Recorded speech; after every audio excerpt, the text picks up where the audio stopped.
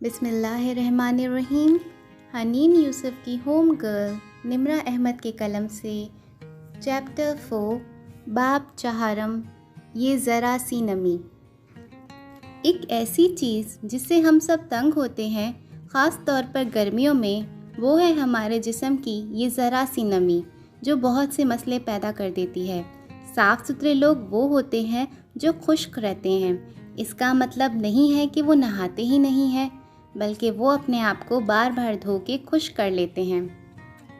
मगर क्या करें, अल्लाह ताला ने हमारे जिस्म में ये ग्लैंड्स बना दिए हैं जो जिस्म को खुश्क नहीं रहने देते और पसीना पैदा करते हैं।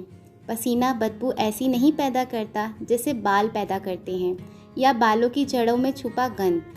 इस पसीने की बेहतरीन जमा होने की जगह आपके अंडर आर्म्स के वो बाल हैं जिनको अल्लाह ताला ने बना के साफ़ और मैले इंसान में फ़र्क करने का पैमाना रख दिया है।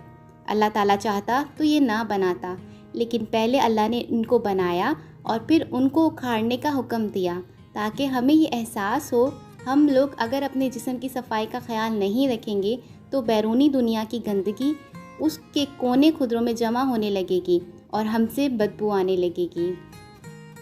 दिल भी जिस्म का ही एक टुकड़ा है, उसको साफ़ नहीं रखेंगे, बार बार तौबा और नमाज का पानी इस पे नहीं बहाएंगे तो उसमें भी गंदगी बैठ जाएगी। नज़र नहीं आएगी, लेकिन ईमान वालों को दूर से आपसे बदबू आने लगेगी। हमारे अंडर आर्म्स भी हमारे जिस्म के वो कोने खुदरे हैं जिनकी स्मेल दूसरों तक तेज़ी से पहुंचती है और यही स्मेल आपका अच्छा या बुरा इमेज बनाती है। मसला ये है कि अक्सर लोगों को खुद से स्मेल नहीं आती। इसका हल इसी मछेरे की बीवी की कहानी से निकलता है। अगर आप हर रोज़ नहाने की आदत डालेंगी तो आपको अपने जिस्म की साफ़ और गैर साफ़ हालत में फ़र्क करना आ जाएगा। जितना ज़्यादा आप साफ़ रहेंगी उतनी जल्दी आपको अपने जिस्म से आने वाली बुरी स्मेल का इल्म हो जाएगा और आप इसका सुदबाब कर सकेंगी। वरना अगर किसी को एहसास ही ना हो तो वो कैसे स्मेल को ख़त्म करेगा। अंडर आर्म्स के बाल सबसे बुरे बाल हैं। उनकी जड़ों में पसीना जमा होता है और वो बदबू अमूमन तब पैदा करता है जब ये बाल मौजूद हो। अगर बाल ही उखाड़ लिए जाएं तो गंदगी बहुत आसानी से जमा नहीं हो पाएगी और आपसे स्मेल नहीं आएगी। मसला ये है कि ख़वातीन वक्त बचाने और आसानी के लिए उन बालों को वीट जैसी क्रीमों से साफ़ करती हैं, जो कि बहुत गलत है। ये क्रीमें कभी भी आपका मसला हल नहीं करेंगी, बल्कि इसे बढ़ाएंगी। आपको अल्लाह ने उन बालों को उखाड़ने का हुक्म दिया है ताकि ये जड़ से ही निकल जाए। इसके दो तरीके हैं, वैक्स या लेज़र। बाज़ लोग समझते हैं लेज़र बहुत महंगा होता है, मगर ये इतना महंगा नहीं होता। मगर फिर भी हर कोई लेज़र अफोर्ड नहीं कर सकता, इसलिए बेहतरीन तरीका वैक्स है। अलबत्ता इस बात को भूल जाएं कि वैक्स करवा करवा के एक दिन बाल हल्के होके ख़त्म हो जाएंगे या बेसन की टिकिया बना के लगाने और उखाड़ने से बाल ख़त्म हो जाएंगे। नहीं, ये बाल कभी ख़त्म नहीं होंगे। अगर ऐसा मुमकिन होता तो लोग इतना पैसा खर्च के लेज़र ना करवा रहे होते। ये बाल लेज़र के सिवा किसी चीज़ से ख़त्म नहीं हो सकते और लेज़र से भी ये बहुत बारीक होते हैं और बहुत देर से आते हैं, मगर ख़ात्मा इनका कभी नहीं होता। लेकिन हम सबको हेयर रिमूविंग क्रीमों का इस्तेमाल बंद कर देना चाहिए। वो बाल को मोटा करती हैं और आपका बालों वाला हिस्सा बढ़ता जाता है। बाल फैलते जाते हैं। वैक्स से जितने थे इतने रहेंगे और ज़रा से हल्के होंगे। हो सकता है आपको मेरी बातें काफ़ी ग्रॉस लग रही हो, लेकिन जानते हैं ज़्यादा ग्रॉस क्या है? मेरे इर्द गिर्द की लड़कियों से बदबू आना और उनको उस बात का एहसास तक ना होना। अगर उनको एहसास दिलाने के लिए मुझे ये ग्रॉस बातें करनी है तो मुझे मसला नहीं है। अल्लाह ताला कुरान में फरमाता है कि अल्लाह हक बात कहने से हया नहीं करता और हक बात सच बात को नहीं कहते। हक उस बात को कहते हैं जिसे उस वक्त किया जाए जब उसकी ज़रूरत हो। हेयर रिमूविंग क्रीमें हफ्ते में कम से कम 2 दफ़ा इस्तेमाल करनी पड़ती हैं और चूँकि बाल जड़ से नहीं उखड़ता, इसलिए बदबू का मसला ख़त्म नहीं होता और पसीना जड़ों में आराम से बैठा रहता है। वैक्स का फ़ायदा ये है कि ये महीने में 1 दफ़ा करवाई जाए तो भी काफ़ी होती है और बाल देर से वापस आता है और पहले से मोटा भी नहीं होगा। वैक्स करवाने की तकलीफ़ आहिस्ता आहिस्ता 2-4 दफ़ा के बाद ख़त्म हो जाएगी।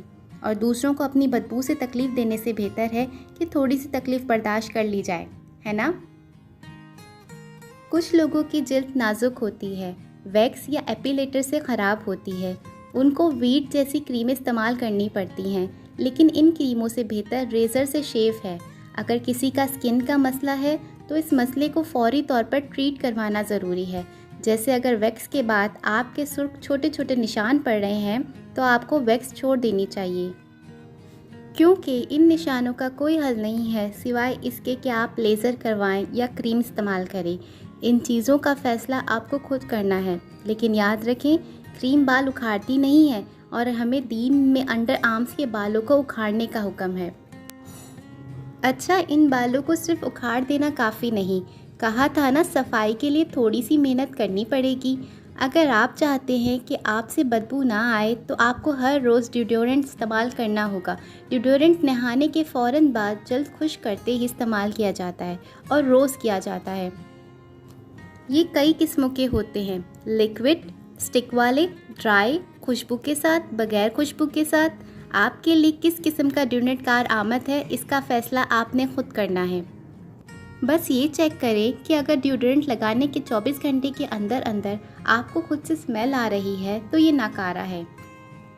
अगर आप छोटे शहर में रहती हैं तो वक्ती तौर पर अपने शहर से डिओडोरेंट ले लें, लेकिन जब आपका किसी बड़े शहर आना जाना हो तो वहाँ के सबसे अच्छे स्टोर से डिओडोरेंट लें।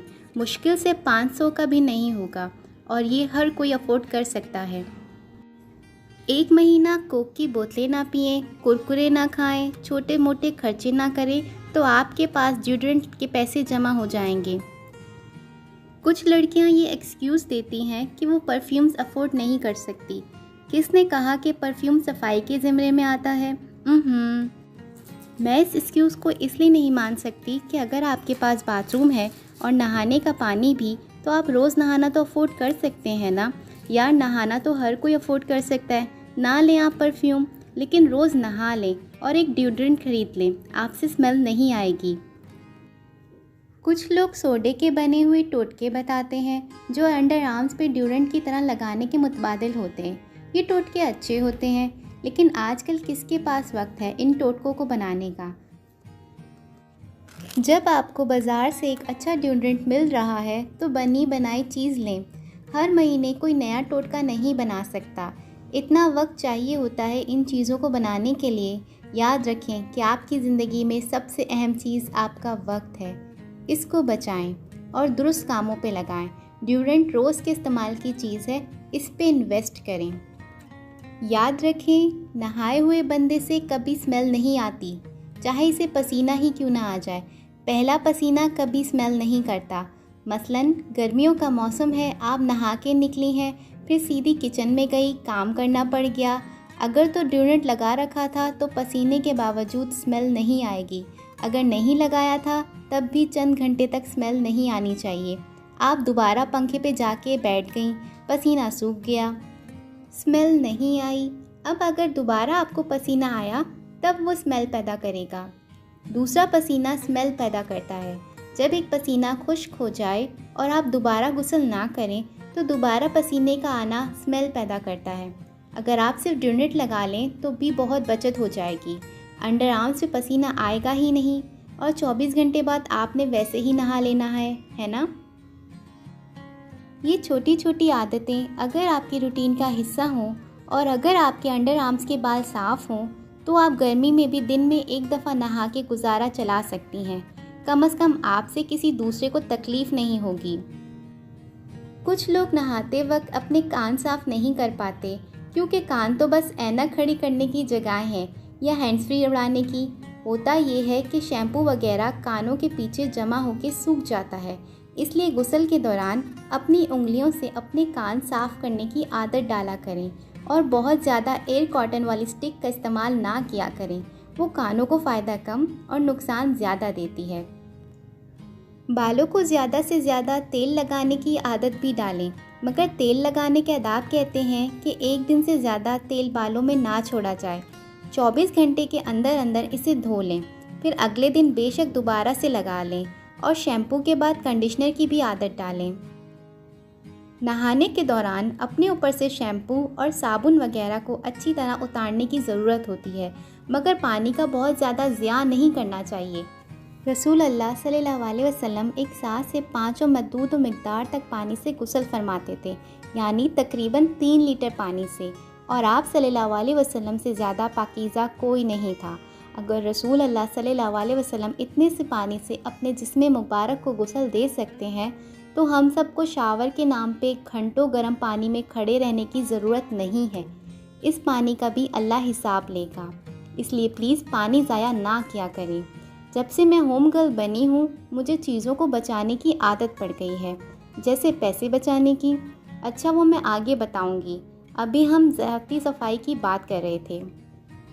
जिल्द को अच्छा रखने और जिस्म की बदबू से बचने का एक और नुस्खा है पानी पीना, और बहुत पानी पीना। इसे कहते हैं खुद को हाइड्रेट रखना। बस इस आदत को अपना लें। जिस्म के अंदर जो कूड़ा हम जमा करते जा रहे हैं, वो ज़्यादा पानी पीने से बाहर की तरफ फ्लश आउट होता है और आपके अंदर को साफ़ रखता है। इसके अलावा नाखून जुम्मे के जुम्मे काटने की आदत भी होम गर्ल्स में होती है। वो बहुत लंबे नाखून नहीं रखती। लंबे नाखून खूबसूरती की नहीं, गंदगी की अलामत है।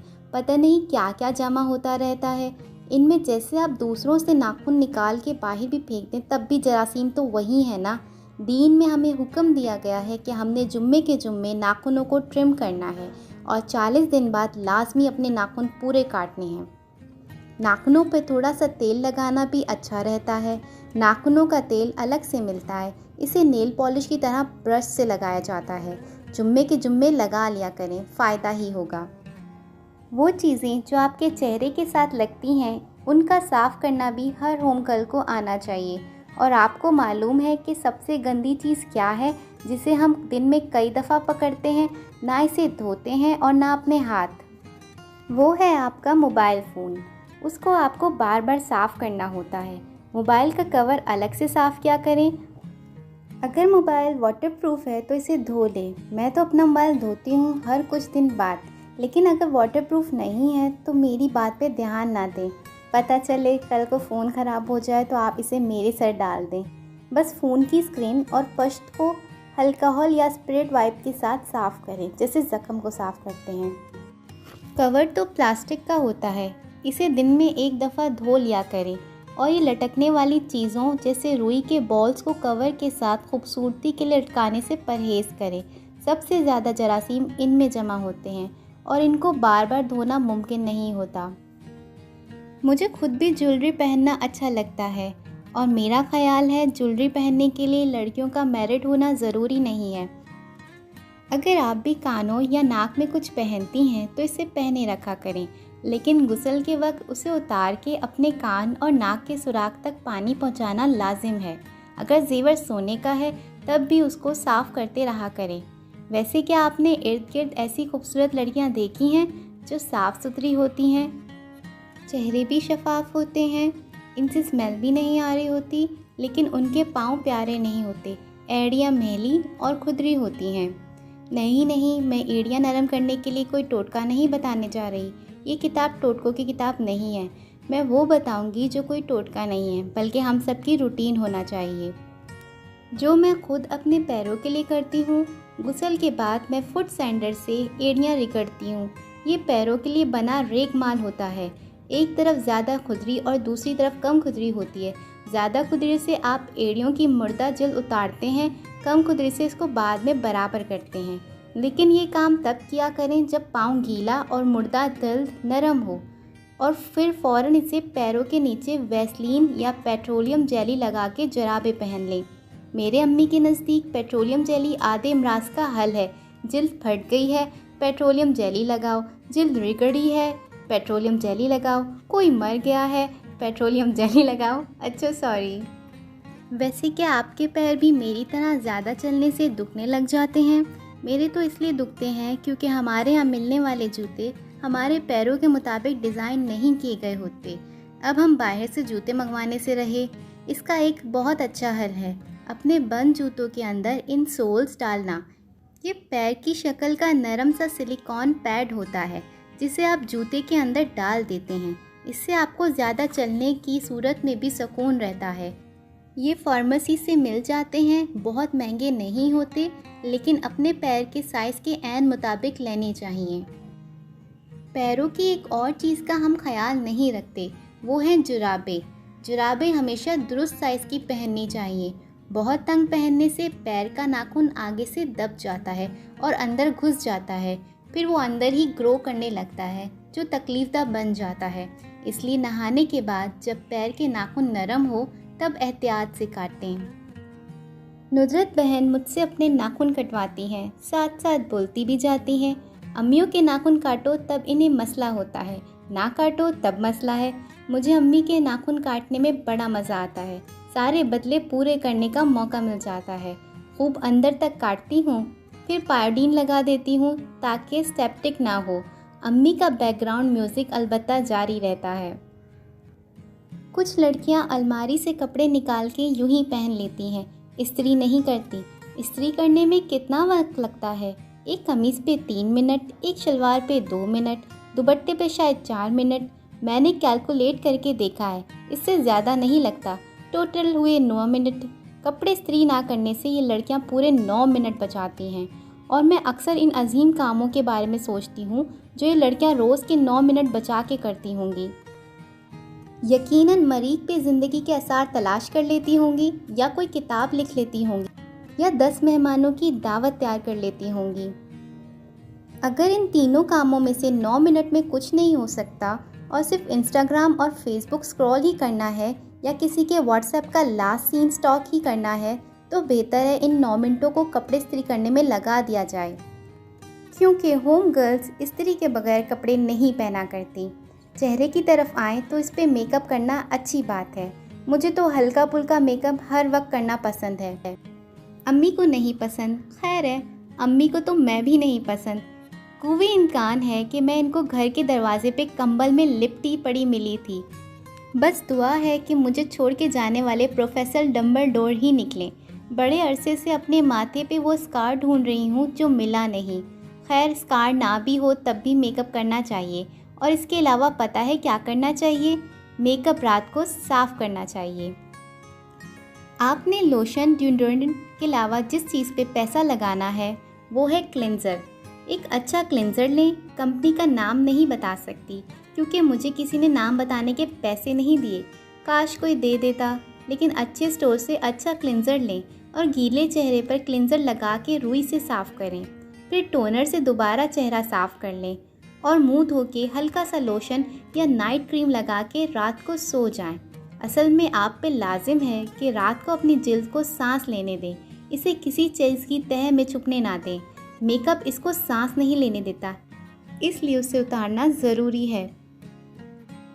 मेरी एक अच्छी आदत है कि मैं रात को बाल ब्रश करके सोती हूँ। बहुत ज़्यादा नहीं, बस इतना कि ग्रहें खुल जाएं। लेकिन मेरी ज़्यादा अच्छी आदत ये है कि मैं ब्रश से बाल निकाल के इन्हें किसी कोने में यूं ही फेंक नहीं देती।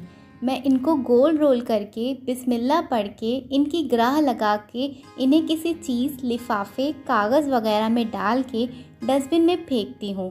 शयातीन आपके इर्द गिर्द बिखरे बाल और नाखून उठाते हैं और उनके ज़रिए खुदा जाने क्या शरारतें करते हैं।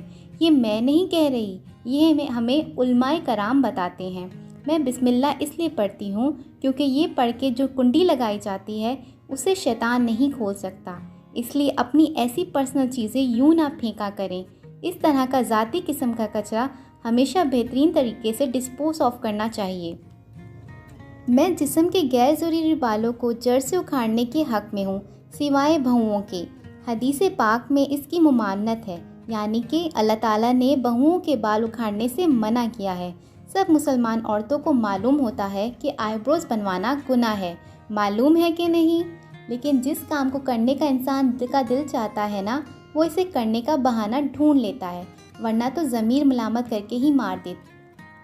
लेकिन अब आप दुनिया जहां की तवज्जुहात और दलाइल ले आएँ कि मैं शौहर के लिए बनवाती हूँ, मेरी बहुएँ बहुत घनी हैं, मैं यूँ अच्छी नहीं लगती, ये वो। जो चीज़ मना है वो मना है।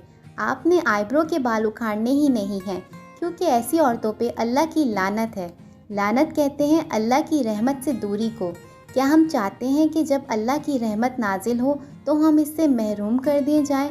जैसे बारिश बरसे तो कुछ लोगों के ऊपर छत तान दी जाए, वो बस इसे देख सकें, प्यासे हल्क और तरसी हुई आंखों के साथ, और इस पानी को छू ना सकें। ऐसी ही होती है रहमत, बारिश की तरह आसमानों से नाजिल होती हुई। चंद बादलों की वजह से खुद को इससे महरूम ना करें। हमारी ज़िंदगियों में इतने बड़े बड़े मसले हैं जिनके हल के लिए हम अल्लाह ताला की रहमत के मोहताज से फ़कीर हैं। इसके आसमानों की तरफ देखते रहते हैं कि कब वो हमारे लिए मदद नाजिल फरमाए। ऐसे में ये बज़ाहिर छोटे छोटे गुनाह करके खुद को इसकी रहमत से महरूम ना क्या करें। चंद बाल ही तो हैं, उनको ना छेड़ें तो क्या हो जाएगा। हाँ, जिनके बहुत घने या मर्दाना होते हैं, उल्मा इनको तराश खराश की इजाज़त देते हैं। अरब ममालिक में ख़वातीन ब्लीच वगैरह या रेज़र से इनकी तराश खराश कर लेती हैं। मैं कोई मुफ्ती नहीं हूँ, इसलिए जिनका कोई वाक़या मसला हो उनकी अलग बात है, लेकिन 90% लोगों के आईब्रो नॉर्मल होते हैं। इसलिए कोशिश किया करें कि उन्हें उखाड़ा ना करें, इसलिए कि अल्लाह ताला को ये पसंद नहीं है। आप इसके बगैर भी अल्लाह ताला को ज़्यादा अच्छी लगेंगी। दीन में सिर्फ आईब्रोज़ के बाल उखाड़ना मना है, अपर लिप्स और चेहरे के दूसरे बाल उखाड़ने वगैरह की मुमामनत नहीं है। इसलिए नापसंदीदा चीज़ को मुमकिन हद तक दूर कर लेना चाहिए। चेहरा आपकी सबसे नाजुक शय है, इसका ख्याल रखा करें। और मेकअप उंगलियों से भी लगा सकते हैं और आंसू की शक्ल के स्पंज से भी। और उंगली से लगाना हो तो रिंग फिंगर तीसरी उंगली से लगाया करें, क्योंकि उस उंगली का टच सबसे ज़्यादा लाइट होता है। उंगशते शहादत का टच भारी होता है। जिस्मानी सफाई में एक और चीज़ का मैं बहुत ख्याल करती हूँ कि जब पसीना आए और लिबास मैला हो जाए तो नहा के कपड़े बदल लिए। लेकिन क्या सिर्फ लिबास का ख्याल रखना ज़रूरी है? अबाया और चादरों का क्या? नए कपड़ों पे मैला अबाया पहन के हम दूसरों के लिए नाकाबिल बर्दाश्त बन जाते हैं। जो अबाया आपने एक दफ़ा घर से बाहर पहन लिया, उसे घर वापस आते ही उतार के सीधा वॉशिंग मशीन में डाला करें। कपड़े धुलने पे पैसे नहीं लगते। डिटर्जेंट महंगा है तो पानी से ही धो लें, मगर अबाया धोए बगैर दोबारा नहा पहना करें। रोज़ धुला हुआ अबाया ना पहनने का किसी के पास बहाना नहीं हो सकता। मैं मान ही नहीं सकती कि जो अबाया लेना अफोर्ड कर सकता है वो इसे धोना अफोर्ड नहीं कर सकता। सिर्फ सुस्ती होती है और अपनी स्मेल से आगाह ना होना।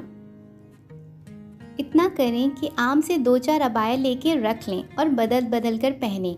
लेकिन एक ही अबाया जब भी आपने दूसरी दफ़ा पहना और उसमें से स्मेल आ रही हो तो वो आपकी सारी शख्सियत को मार देगा। अबाया को पहनने से पहले सूंघा करें, आपसे आने वाली बदबू दूसरों को अजियत देगी। अबाया वाली लड़कियों का इमेज अलग ख़राब हो जाता है, क्योंकि बाहर की सारी गिर्द और मिट्टी आप भी अपने अबाया पे समेटती जा रही होती हैं।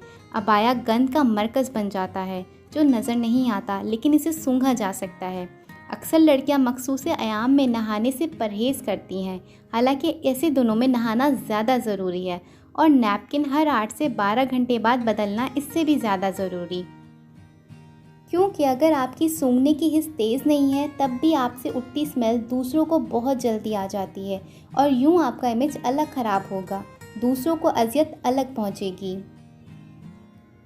वैसे तो स्मेल का सद्बाब डिओड्रेंट से हो जाता है, लेकिन डिओड्रेंट के बाद 3 चीज़ें आपको जिस्म पे खुशबू के लिए लगानी चाहिए। एक बॉडी स्प्रे या बॉडी मिस्ट होता है। ये इतना हल्का होता है कि आपको ही इसकी खुशबू आती है, किसी दूसरे को नहीं। दूसरी चीज़ ऑयल द टॉयलेट होता है। ये ऑयल द परफ्यूम से हल्का होता है। ऑयल द परफ्यूम को आप कपड़ों पे भी लगा सकती हैं, लेकिन बुनियादी तौर पे इन खुशबुओं को कलाई, गर्दन, सीने, कहनियों के दरमियान, कानों के पीछे या घुटनों के अंदर लगाया जाता है। घर में आप ये तीनों चीज़ें लगाएं, लेकिन घर से बाहर जाते हुए परफ्यूम ना लगाना बेहतर है। पहली 2 चीज़ों की महक दूसरों को नहीं पहुंचती, सिर्फ तब पहुंचती है जब आपसे कोई गले मिले। और यूँ किसी नामहरम के बाज़ार वगैरह में आपका बॉडी स्प्रे सूंघ लेना का ख़तरा नहीं होता। अलबत्ता परफ्यूम की महक दूर तक पहुंच जाती है और वो गुनाह है, इसलिए इससे एतराज़ करना चाहिए। लेकिन घर में खुशबू लगानी चाहिए और ज़रूर लगानी चाहिए। किसी ऐसी महफ़िल में जहाँ नामहरमों से इंटरेक्शन नहीं होना, वहाँ भी लगा के जाना चाहिए। अच्छा, कुछ लोग परफ्यूम के ख़िलाफ़ होते हैं और इतर लगाते हैं। क्यों भला? क्योंकि परफ्यूम में अल्कोहल होती है। अल्कोहल की 2 टाइप होती हैं, मेथानॉल और एथानॉल। मेथनॉल एक जहरीला केमिकल है जो जिस्म के लिए नुकसानदायक है और वो शराब जैसे मशरूबात में भी इस्तेमाल होता है और एथेनॉल इस्तेमाल होता है परफ्यूम में। ये फैक्ट्री फर्मेंटेशन से बनता है। इसको अगर मुंह के ज़रिए जिस्म के अंदर ले जाया जाए, वो भी कसीर तादाद में, तब ये नुकसानदायक होता है, लेकिन परफ्यूम में इस्तेमाल होने से वो नुकसान नहीं देता। अल्कोहल यानी शराब वगैरह में मेथनॉल इस्तेमाल होता है। एथेनॉल परफ्यूम और दवाइयों में इस्तेमाल होता है। फिर भी अगर कोई अपने तकवा की वजह से ऐसी चीज़ से बचना चाहता है तो आजकल सब ब्रांड्स के ऑयल बेस्ड परफ्यूम भी आ गए हैं। उनकी खुशबू बहुत प्यारी होती है, आप उनको भी इस्तेमाल कर सकते हैं।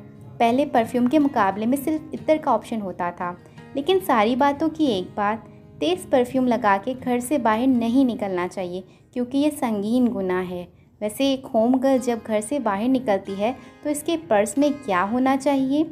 एक छोटी कंघी, एक शीशा, एक हैंड सैनिटाइज़र, टिश्यू का छोटा सा पैक, डिओड्रेंट, ब्रीथमेंट का एक पैक और एक पैनाडोल, क्योंकि ज़िंदगी में आपको कोई भी कहीं भी सर का दर्द दे सकता है। इसी के साथ चैप्टर 4 ख़त्म होता है। बहुत शुक्रिया, अपना ख्याल रखें।